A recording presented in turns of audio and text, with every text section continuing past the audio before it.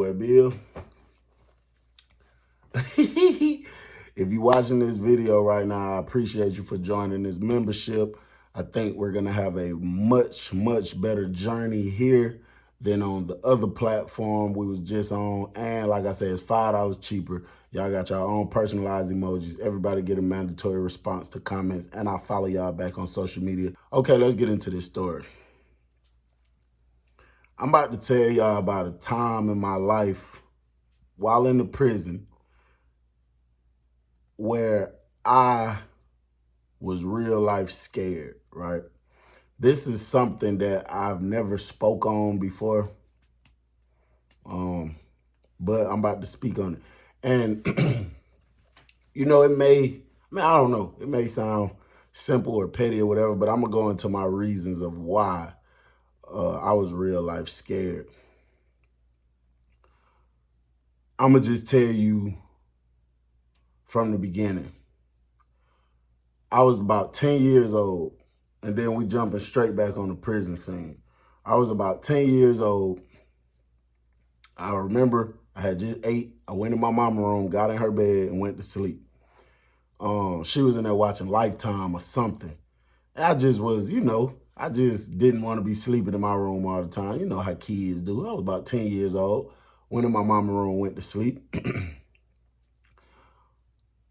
All I remember is I heard some noise. When I looked up, I was in a tent, but I didn't seem confused or nervous or nothing like that. It just seemed like, all right, I was in the tent, but it felt normal. It felt like this is where I was supposed to be. I looked out the tent and it's like dirt everywhere. Like we out in the wilderness somewhere. And then across, I see like some Indian people coming and they making noise and they got the little things in their hand with the fire on the end of it. And they coming towards the tent. So I screamed to my brother, I say, the Indian's coming, the Indian's coming. And I looked back at him, and when I looked back at him, he wasn't there no more. He disappeared. I remember busting out crying, took off running out the tent. The Indians went to chasing me. Next thing you know, they surrounded me. It was 4 of them. They surrounded me. And I just started like squaring up like this. And then they was getting closer and closer. Next thing you know, I just started screaming and swinging, screaming and swinging. I went to screaming and swinging. That was my damn combination, screaming and swinging. And as I stood there, their faces started to transform and my background started to transform. And as I came back to consciousness, I realized those 4 people was my 3 big brothers and my mama. And I realized where I was at. I was in my room now. I was standing on the bed and I was real life crying. My face was wet. It was real tears coming down my face. And my mama was laughing. She said, boy, you almost hit me. You know what I'm saying? They was laughing. So I told her about the dream. And I was damn near scared to go back to sleep. I didn't even want to go back to sleep. We're going to fast forward a whole bunch of years later. I never even thought about that again. I was in the prison, bro. And this had to be about, because I hadn't went to court yet. This had to be about maybe 2016. I had a Hispanic roommate and he used to, like his specialty, his hustle, how he used to make money, he used to sharpen candy bars for people. That's what he used to do. He used to make them, he'd break the metal off and then sharpen them. Or if you already got one and you done dropped it on the point and the point done got kind of dull, he'd just sharpen it for you, charge you a couple dollars to sharpen it. That's how he used to keep money. And, we was cool, bro. I really was cool with him. I know, some people say in they state they'll never let black and Hispanic be in the room together, but in Georgia, they'll do it. Me and dude was cool. We didn't have no issues at this point. And that's just something I kept in mind, like, damn, he do make knives now, so, this the wrong person to be falling out with. And it's funny because I went to feeling something, bro. But I don't know. I think I was feeling something because his pattern had changed up. Like usually, like you got sometimes some roommates, when y'all wake up early in the morning, ain't nobody talking. Ain't nobody saying nothing to each other. You know, it's early, bro. We still trying to wake up and get ourselves together, you know what I'm saying? So it's early. But then you had some roommates who had a bond where you so close, it don't even matter what time it is. You know what I'm saying? We'd be up. But with me and dude, we was cool, bro. We was both young, early 20s, both around about the same age, man. We'd be up talking, making jokes 5, 6 in the morning, early in the morning, you know what I'm saying? He used to be on the cream, but he knew how to control it, bro. He knew how to handle it. So he used to be up a lot anyway. I don't know if I was just naive or if I was just real comfortable around him because I was kind of new to prison far as people on the cream, because like my later years, I wouldn't dare have nobody in the room with me on the cream. But I knew he was on the cream, but he was cool people. This morning, I woke up, he was up brushing his teeth. Now, I don't know, he be up on the cream, but bro, usually I'm up first. Like, he'll be woke, but he'll be in his bed. When I get up and go to brush my teeth and washing my face, I don't know if it's the cream effect that have him slipping on his priorities, but usually I'll be up, brush my teeth, wash my face, and then he'll come behind me and go hit his. He was doing it first that morning. So, you know, that wasn't just the biggest red flag in the world, but it did kind of strike me as weird because as long as I've been in the room with you, you ain't never hit the sink before me. You know what I'm saying? So I got up, I stretched out, I made a little joke. I was still sitting on the top bunk waiting on him to get done. I made a little joke to him. Damn, boy, your breath must be hitting. You jumped up and brushed your teeth before me. And he was brushing his teeth, bro. He looked up at me. But the way he looked, bro, something wasn't right. I promise you something wasn't right. I don't care what nobody say, bro. It's a certain way somebody can look at you, even if they make a joke or whatever. You know something ain't right when a person look at you this way. He brushing his teeth, bro. He just looked up at me like this. And he was like, and went back looking in the mirror. I'm like, it just probably one of the mornings. I ain't even think too much on it for real. So I jumped down off the bunk. When I jumped down off the bunk, he brushing his teeth. He said, so I said, bro, what the hell wrong with you doing all that jumping and flinching? So he turned his head back to the sink, went to brushing his teeth. So now I'm starting to think that cream got you thinking kind of flaky now. You know what I'm saying? So I opened my box up. I'm in my box just grabbing my toothbrush, getting my stuff together. I just so happened, bro. Something just so happened to tell me to look over at him. I look over at him. He leaning this way while he brushing his teeth, looking in the mirror, but looking behind him at me. So now I'm starting to get I'm starting to wonder now what the hell Buddy got going on. It's starting to almost rub me the wrong way because now he acting too funny. But I do believe sometimes people just wake up in certain moods. So when it's a situation like that, I try not to think too deep into it. But it could have just been one of the mornings he woke up on the wrong side of the bed. But far as him keep looking at me so much is what had me wondering what the hell, like what he might really got going on. So I went over there to the bed. My candy bar was like on the side of the bed, in between the bed and the metal part. So I said, if I grab it and put it in my pocket, but in the process of me grabbing it in front of him, if he is on some funny business, he'll show his hand. So I pulled it out. You know, you hear the metal hitting the metal. When I pulled it out, he looked at me again. So I put it in my pocket. So I said, what's up, bro? You all right? So he was like, yeah. I was like, what the hell you keep looking at me for, bro? Everything I do, you keep fidgeting and looking at me. That cream done got the best of you, ain't it? So he bust out laughing. He talking about, hell, dog, you tripping. So, you know, he finished up over there. So I gone, I get mine in. He leave out the room early in the morning. Ain't nobody else woke, bro. And if they is, they not outside their room. So I don't know what you're intending on. You know what I'm saying? You just going out there. I know you're not going to talk to nobody. It's making me think he's just trying to put distance between me and him. It's starting to seem a little funny now. When I get done brushing my teeth, washing my face, now I usually go out there and check the window first, but I think he threw me off this morning. So I go out there to go check the window. He was standing a few rooms down, just leaning on the rail like I always be doing. When I go downstairs, as soon as I'm going down the steps, he shoot back in the room. So now it's like, bro, whenever roommates do that, I'm telling y'all, I promise you, bro, whenever you're in your room and your roommate walk out, and then you walk out and they shoot right back in the room, they got something going on, bro. Because it's like they trying to put distance. It's like either they don't rock with you that good and they not trying to just be in a closed room with you that much, so they try to be in the room when you not in the room, or they up to something and they conscious making them feel guilty by fake kicking it.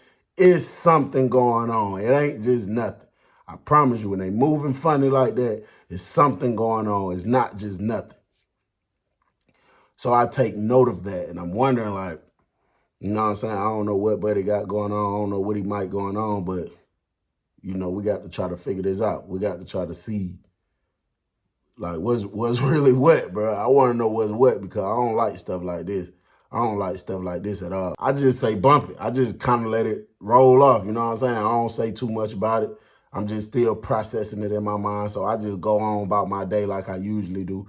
So he got his homeboy in there later on that day. Now, his homeboy always make jokes with me, talk to me, play with me all the time, like, Bill, what's up, bud? You know what I'm saying? It's just always like, when I walk in, that energy, like, they acknowledging me, they joking, bro. I walk in the room, his roommate looked up at me. I mean, my roommate homeboy looked up at me, and I ain't say nothing. Turned his head back, went to talking to bro. So I'm like, what's up, bro? You straight? So he like, hell yeah. And turned and went back to talking to bro. So I'm like, oh, nah, hell nah. But something going on, boy. But something ain't right. So I went and told one of my partners that I rock with, I'm like, hey, look, I don't know what my roommate got going on, but he moving kind of funny, and it's really, really, really starting to make me feel some type of way. So what I'm about to go do, you know, him and that other Mexican dude in there, they looking real flaky. So what I'm about to go do is I'm about to go ask him straight up, like, bro, what's up? Do you got something going on with me? Like what the issue is, what like what's really what? And, you know, just in case they try something, because there was a few more Mexicans in the dorm, and you know they usually stick together. So I'm like, just in case they try something flaky, I'm just letting you know what's going on. So he like, all right, say less. So I went in there. I told my roommate homeboy, I said, hey, bro, let me holler at bro real quick. So he looked at he looked at my roommate, then looked back at me and was like, all right. Then he left out the room. So I went and looked out the door behind him, dude that I just told that he was standing outside my room just leaning on the rail. So he looking at me the whole time, just looking up at me like that. I see his candy bar, long, sharp one, sitting next to his leg. So he like, what's up, bro? But I could just tell the energy, bro. It was just too standoffish, shall I say. So I'm like, bro, what the hell you got going on? He was like, what you mean? I was like, bro, listen, bro. We're not about to play these stupid games. I sit here and kick it with you, laugh with you, talk to you every single day, bro. And I know when something is different. I could tell when your energy changed, bro. You've been moving around here a little different, and it's starting to make me uncomfortable, bro. So I'm not trying to make things weird for us, bro. We got time to do. We got to be in here together. I'm trying to figure out what is it that you got going on. Is it an issue with me? Is it something that I said or did to you that you don't, you know, I just don't want us to be in no space living together if you got some type of secret bad blood for me, bro. If it is, hey, bro, just let me know. If we got to move out the room for each other, then, you know, maybe that's the best thing. Maybe that's what we need to do. So he was like, looking at me. Then he did like this. And then he looked up at me again. He said, bro, it's crazy how you pulled that stunt and now you trying to play and ask me like what's going on after you did what you did. Like, bro, I've been knowing you for a while, bro, and I rock with you, but I ain't never know you to do no crazy stuff like that. He like, and bro, I ain't gonna lie, like, I done been in situations like that before where I just popped, bro. He was like, but the only reason I ain't do it, cause Like, bro, I can't even see me popping on you. Like, you will really, really, really have to force my hand for me to do something like that, C-Bill. I'm like, what the feezy? Man, what the hell you talking about? Because I ain't did a damn thing. You talking about I pulled a stunt like that. I did this and that. I did what? So he looked up at me. He looking dead serious now. He ain't doing no smiling or nothing. He looked up at me. He said, CBL, when you sat up last night, what you said to me? I said, but what the hell are you talking about? What I said to you? I ain't sat up and said a damn thing. He said, bro, you serious, bro? I said, yeah, I'm dead serious. And he shook his head for a minute. He said, bro, you might have been sleepwalking, bro. Ain't nobody never told you talking in your sleep or you sleepwalking. Now, being in prison, I did hear a few times that I be talking in my sleep, but it ain't never been nothing like no whole conversation or chumping nobody up. Like, I done heard my roommate told me the next day, like, but you were saying, hell yeah, hell no, just little simple stuff like that in your sleep. So I'm like, where did my sleep? So he like, yep. So I'm like, yeah, I done heard somebody say I was talking in my sleep. Instantly, bro, I got scared of hell. I wasn't scared of my roommate. I was just scared of him saying I said something crazy in my sleep, because then it's like, damn, I can't control that. And, you know, so he told me he got up last night. He heard a noise. He got up and he went to the door to look out the door to see what the police was doing. The police was in here doing their regular rounds, like looking in people's rooms. He said he heard some movement on the bed and he looked over at me and I was sitting all the way up. And he said, you looked at me and said, what's up, bro? What you want to do? So he said, what you mean what I want to do? And he said, I said, you heard what I said? What you trying to do? And he said, I reached on the side of the bed and pulled the candy bar out, bro. When he said that, bro, my heart went to racing so bad, bro, because it's just like, damn, I'm really unconscious. I'm asleep, bro. I have no knowledge of this. You know what I'm saying? I don't remember none of this. And he said, he told me, bro, I don't know what you got going on, bro, but you tripping, bro, man. Put that down, go on, take your ass back to sleep. We ain't about to fall out. What your issue is? What you tripping about? And he said, I said, yeah, you know what going on. So he said, he was like, I don't know nothing going on. He said, I snatched the cover off of me, linked over the bed, like sitting up over the bed with the candy bar in my hand. And I looked over at him and asked him again, so what's up? What you trying to do, bro? What you trying to do? So he said, he pulled his candy bar out and was like, see, Bill, bro, I rock with you. I got a lot of love for you. You one of the coolest roommates I ever had. I don't know what you tripping about or what you got going on, bro. I don't want to do this. I don't want to take it there with you, bro. But just please, bro, stop. Don't do that. I don't know what you on, what you done took, but just stop, bro. Don't do that. And he said, I put the candy bar back on the side of the bed and I just went straight back, laid straight back, and instantly went to snoring. He said, so at that point, he kind of thought I was like sleepwalking, tripping in my sleep, because I just started snoring instantly, but he was like, he still ain't know. So I was sitting up on the bed. He said I linked all the way back, bro, where my legs was still hanging off the top of the bed, bro. And the man said he came and grabbed both of my legs and put them back on the bed for me, bro. And it scared me so bad, bro, because I just went to thinking like, damn, what if he just took flight, went to stabbing me up in my sleep, bro? I'm not in control of nothing I got going on, you know what I'm saying? And then it just scared me, bro. Like, as more and more time went by, every night when I got sleepy, I thought about that. Like, damn, what if I do that crazy tonight? So I just told him, like, bro, listen, I did used to sleepwalk when I was a kid. I told him the story about the Indians. And I was just like, bro, listen to me, bro. You know I rock with you, bro. You one of the coolest people I done known. I can't control that, bro. I don't know why I do that, but it's not like it's something that happens all the time. Like, I did 9 years in prison. I think I heard somebody speaking of it 4 different times, 4 different roommates. And I'm going to tell y'all about all of them at separate times. And I was just like, bro, I can't control that, bro. If I say something crazy in my sleep or do something crazy in my sleep, bro, I promise you I'm not conscious. I don't know nothing about that. And he was like, I'm saying, so what am I supposed to do, bro, if you jump up and stab me or swing on me or choke me out, anything? What am I supposed to do? Am I supposed to say, oh, Bill, I know he sleep and he don't know what's going on? Like, and I was just like, damn, bro. Damn, it's a very unfortunate situation. But yeah, bro, that's one of the times I was very scared in the prison. And I'm gonna make another part to tell y'all about the other times and how it happened. But I want everybody to know, bro. Prison, it ain't nothing fun about it. It ain't nothing cool about it. It ain't nothing safe about it, bro. I don't care what y'all see on the TV about how the police always saving people and this and that, bro. It's far more dangerous than that. You can even go on Google and type in deaths in the Georgia prison, bro. You will see how many people lose their life in there, bro. It's not worth it, bro. Nothing is worth your freedom. I don't care how much money it is. I don't care what it is. Nothing is worth your freedom. And the prison is not worth it overall, bro. The food is disgusting. The treatment is terrible. Gang banging, running everything. You might go to prison and, bro, and don't never make it out, bro. So it's your boy Bill. We're going to make money, not excuses. I'm gone.